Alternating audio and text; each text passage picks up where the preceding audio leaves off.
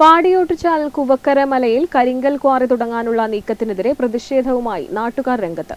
ഉരുൾപൊട്ടൽ സാധ്യതാ മേഖലയോട് ചേർന്ന് ക്വാറി പ്രവർത്തിച്ചാൽ വൻ ദുരന്തത്തിന് സാധ്യതയുണ്ടെന്നാണ് പരിസ്ഥിതി പ്രവർത്തകരും പറയുന്നത്. പെരിങ്ങോംവയക്കര ഗ്രാമപഞ്ചായത്തിലെ പാടിയോട്ടുചാൽ കൂവക്കര മലയിൽ 10 ഏക്കറോളം വരുന്ന പ്രദേശത്ത് ക്വാറി തുടങ്ങാൻ നീക്കം തുടങ്ങുന്നത് 2022-ലാണ്. എറണാകുളത്തെയും വയനാട്ടിലെയും സ്വകാര്യ സംരംഭകരായിരുന്നു ക്വാറി ആരംഭിക്കാനുള്ള അനുമതിക്കായി അപേക്ഷ നൽകിയത്.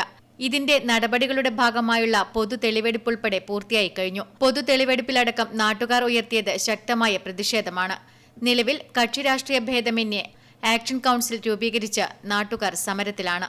സംസ്ഥാന ദുരന്ത നിവാരണ അതോറിറ്റി പ്രസിദ്ധീകരിച്ച ഉരുൾപൊട്ടൽ സാധ്യതാ ഭൂപടമനുസരിച്ച് അതിതീവ്ര ഉരുൾപൊട്ടൽ സാധ്യതാ മേഖലയിൽ നിന്ന് 139 മീറ്റർ മാത്രം അകലെയാണ് ഖനനത്തിനായി ഉദ്ദേശിക്കുന്ന സ്ഥലം.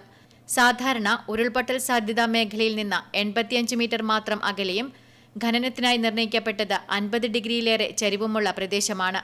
ഇതിന് തൊട്ടു താഴെ പോലും മുൻപ് ഉരുൾപൊട്ടിയതിന്റെ തെളിവുകളുണ്ട്.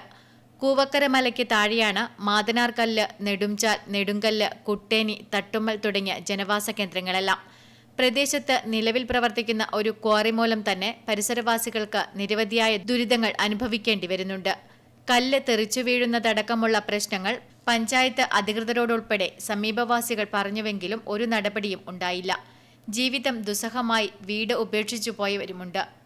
പുതിയ ക്വാറിക്കായി സമർപ്പിക്കപ്പെട്ട അപേക്ഷയുടെ ഭാഗമായുള്ള ജൈവവൈവിധ്യ റിപ്പോർട്ടിൽ വളരെ വിദൂരമായ കല്യാശ്ശേരി മേഖലയിലെ ജൈവവൈവിധ്യമാണ് ചേർത്തിരിക്കുന്നതെന്നതുൾപ്പെടെ ഗുരുതരമായ ആരോപണങ്ങളാണ് പരിസ്ഥിതി പ്രവർത്തകരും ഉന്നയിക്കുന്നത്.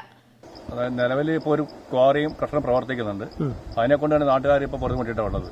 ഇപ്പോൾ ഈ വയനാട്ടിലൊക്കെ സംഭവിച്ചതുപോലെ ഇവര് നോക്കുന്നത്, മാനദണ്ഡം നോക്കുന്നത് ഈ ക്വാറി തുടങ്ങുന്ന സ്ഥലത്ത് നിന്ന് 50 മീറ്ററുള്ളിൽ വീടുണ്ടാണ് നോക്കുന്നത്.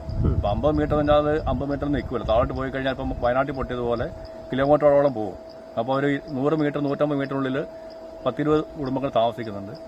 അതിൽ മുൻപ് മണ്ണിടിഞ്ഞ് വീണിട്ട് 2 കുടുംബങ്ങളോട് താമസം മാറിപ്പോയിട്ടുണ്ട്.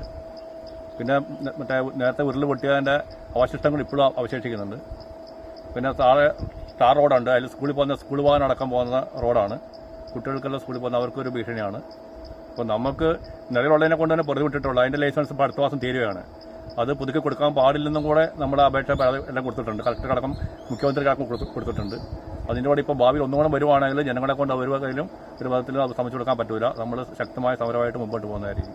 ദുരന്തങ്ങൾ ഉണ്ടാകുമ്പോൾ ദുരിതാശ്വാസ പ്രവർത്തനത്തിനിറങ്ങുന്ന സർക്കാർ സംവിധാനങ്ങൾ ദുരന്ത സാധ്യതാ മേഖലയിൽ വൻകിട ഖനനങ്ങൾ നടത്താൻ ശ്രമം നടക്കുമ്പോൾ അർഹിക്കുന്ന പ്രാധാന്യത്തോടെ ഇടപെടുന്നില്ല എന്നതുകൂടിയാണ് കൂവക്കര മലയിലും വ്യക്തമാകുന്നത്.